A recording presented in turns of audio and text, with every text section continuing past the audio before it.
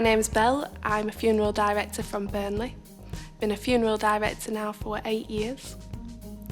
In my spare time, I'm also in the Army Reserves, and I like to socialise with my friends and possibly drink a glass of wine too many.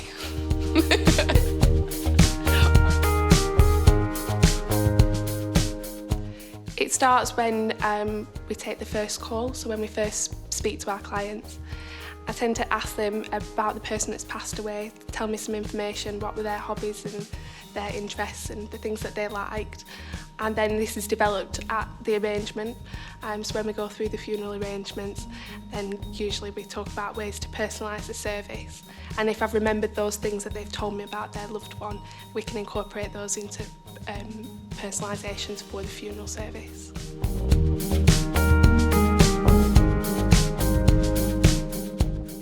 At the time of the arrangement, we usually, when we first meet them, I would set the tone to talk about how long it's going to take to go through the arrangements, maybe briefly mention some of the things that we're going to be talking about.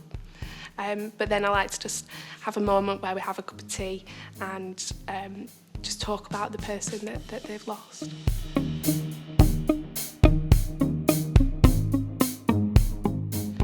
Once the funeral arrangements have been made, then we go through the client confirmation, which is a document that just lists everything that we discussed at the time of the arrangement, reminds the client the decisions that they've made, and it just gives them opportunity to change things if they want to.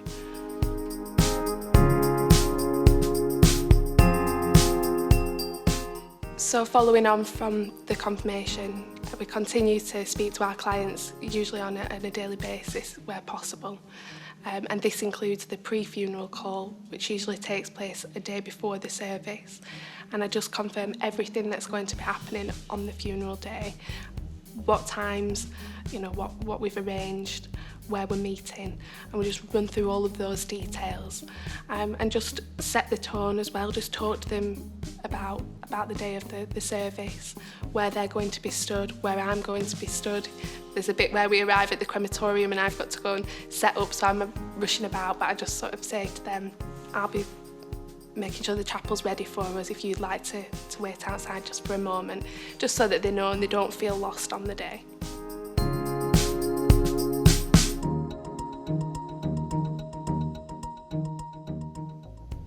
So I think one of the key ways to minimise any problems happening on the day of the service is the pre-call. So this, as I say, takes place the day before, and we run through everything that's going to happen on the day of the service. I confirm everything one more time about the music, about when we're meeting and what time, and that is so important. That's the day before. It's refreshing the client's memory of what we've arranged and where they need to be. That is key to making sure that there are minimal problems on the day of the service.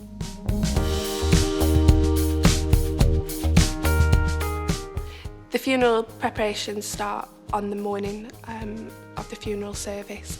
So immediately we can be thinking about things such as weather and traffic alerts, because things like this can cause problems on the day of the funeral service. I'm always aware in the morning, has there been any issues with traffic or weather concerns.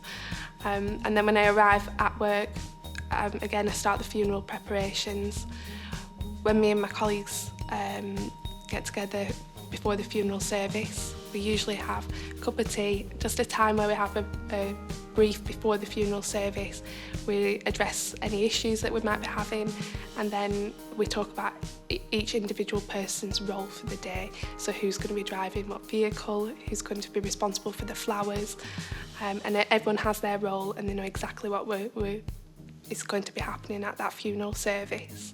And then we have a little talk about the person who's passed away as well, and that's an opportunity for us to maybe come up with any further ideas for personalisation, but also just make my team aware of the person that we're taking care of and how their family might be feeling on that particular day.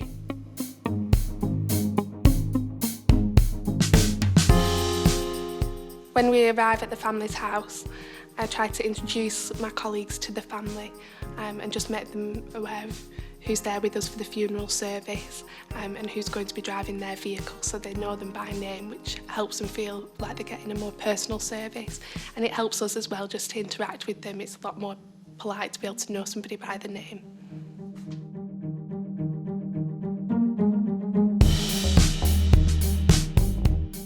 I think all that comes from the brief that we've had before we leave for the funeral service, and because they all know their particular roles for that day, and they know their colleagues' roles for that day, they can notice if the flowers haven't been moved. They think, oh well, maybe I should help with that because that was somebody's responsibility and they've not addressed that.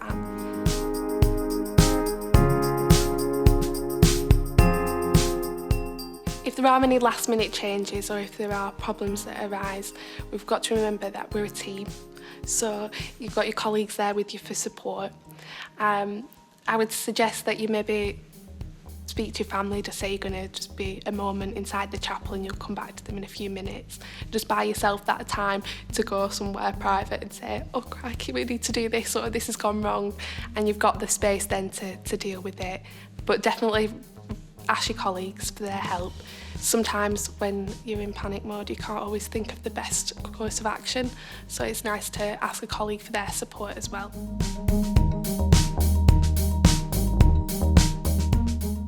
So after the funeral service, myself and my colleagues try to get back together to have a debrief. We talk about the funeral service, if there were any problems or any issues that arose, and also if there's any ways that we can improve the service that we're offering to our clients. I think that it's really important that the team get back together, particularly if it's been an upsetting funeral service. It's our opportunity to have a cup of tea, have a chat in a relaxed environment, to talk about our feelings. Sometimes it's really important for us to offload to each other.